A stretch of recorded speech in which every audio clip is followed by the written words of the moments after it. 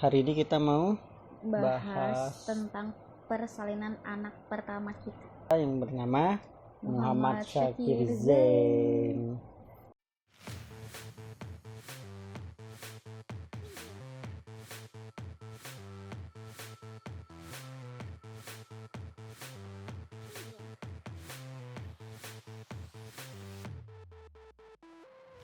Jadi di video YouTube yang kali ini kita mau cerita dari awal sampai lahirnya si Syakir. Jadi sebenarnya awalnya Syakir ini HPL-nya itu tanggal 9 Maret 2020. Dan dia maju 1 minggu, jadi tanggal 2 Maret 2020 jam 00.55. Awalnya sih yang mulai tanda-tanda persalinan itu di hari Sabtu tanggal 29 Februari.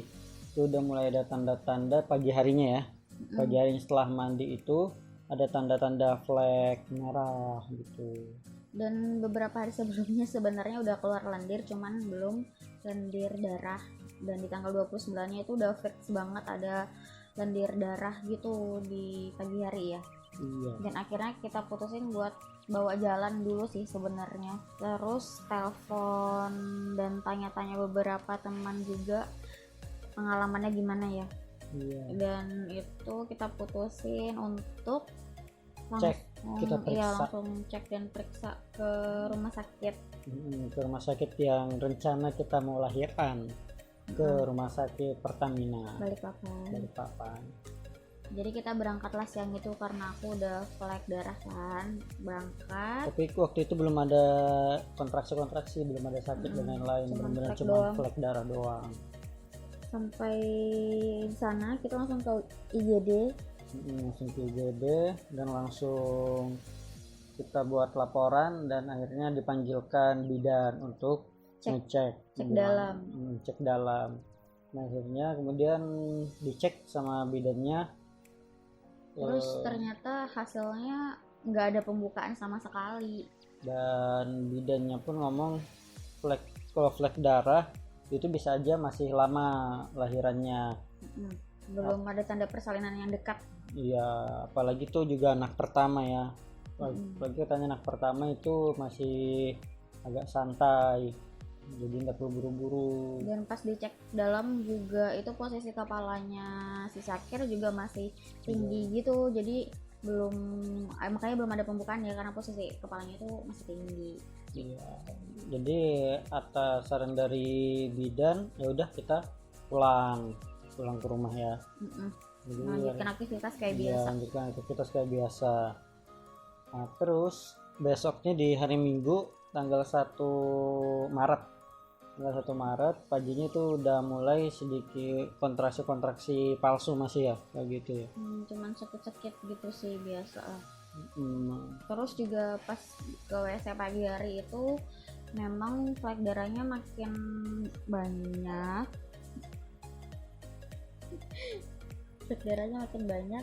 Terus juga darahnya tuh makin pekat gitu, jadi kita diskusi juga sih sebenarnya mau dibawa lagi atau enggak, tapi akhirnya kita nunggu aja ya.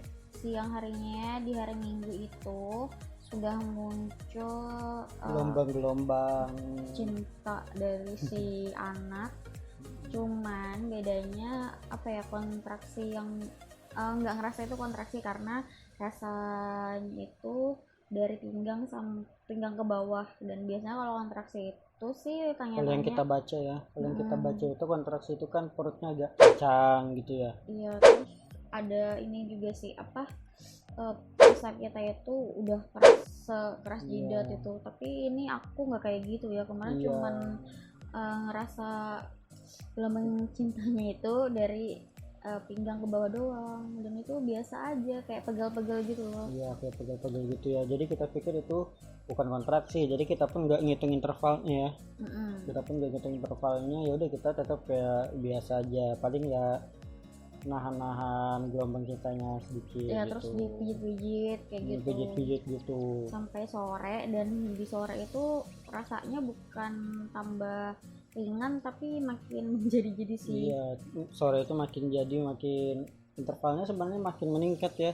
Tanpa kita sadari. Tanpa kita sadari itu intervalnya makin meningkat, terus udah mulai bolak-balik WC-nya juga udah makin sering. Iya, buang air kecilnya juga makin sering. Terus yang aku rasain itu udah mulai mendekati kayak mau buang air besar gitu, sama sakit ketika kita menstruasi itu sih. Cuman ya kembali kita pikir ini bukan kontraksi asli, mungkin kontraksi palsu aja, karena kita fokusnya di perutnya itu nggak kencang, nggak sakit. Jadi ya kita pun tetap kita nggak ada ngitung intervalnya. Jadi ya udah itu berlanjut terus sampai malam. Akhirnya sampai malam, kurang jam 9 malam itu intensitas gelombangnya itu makin naik, durasinya makin rapet. Terus nggak serba salah gitu geraknya. Kalau mau duduk nggak bisa, nggak enak. Terus mau baring atau rebahan juga rasanya juga nggak hilang-hilang. Jadi bawa jalan tetap juga, bawa jalan-jalan keliling rumah tetap, pijit juga kayaknya nggak ngaruh, tetap aja.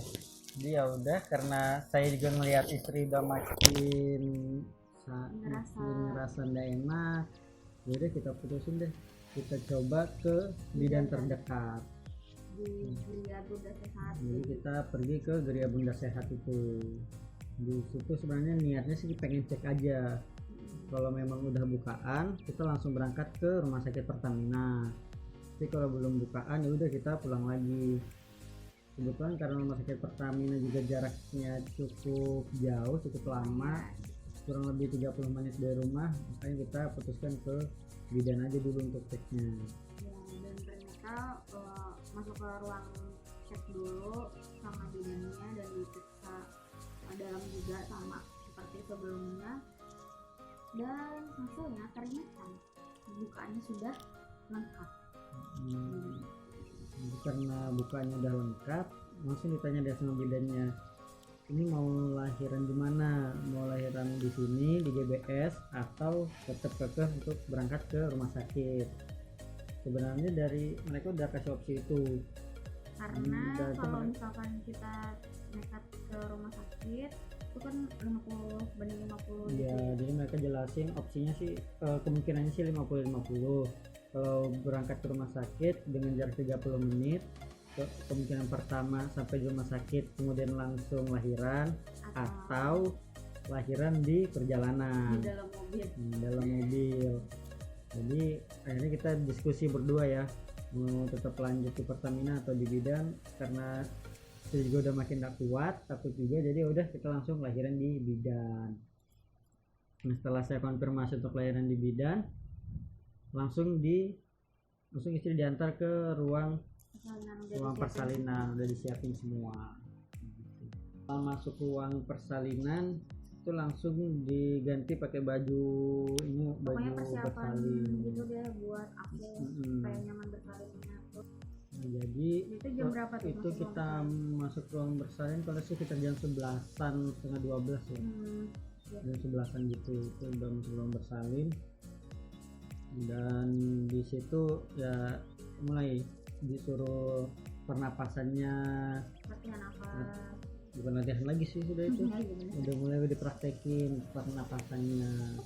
Dan di situ awalnya baring terus meluk peanut ball itu, kemudian atur pernapasan pun sambil menunggu kontraksinya. Nah, karena kontraksinya itu pendek, jadi dibantu terus gitu ya Sebelumnya sih kita udah coba beberapa posisi ya. Udah coba beberapa posisi, ternyata kontraksinya itu pendek-pendek. Karena kontraksinya pendek-pendek, jadi agak lama juga keluarnya.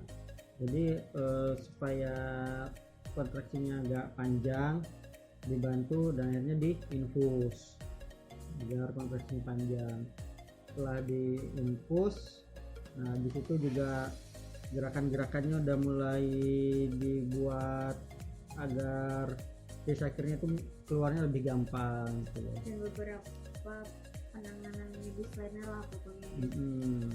Karena sebenarnya sakit ini kalau untuk ukuran aku yang badannya kecil 145. 147. 140. Iya, aku cuma 147 cm. Dan Syakir waktu di USG itu 3 kilo ya. Iya, di waktu satu minggu sebelum hari lahir tuh udah 3 kilo. Iya, udah 3 kilo.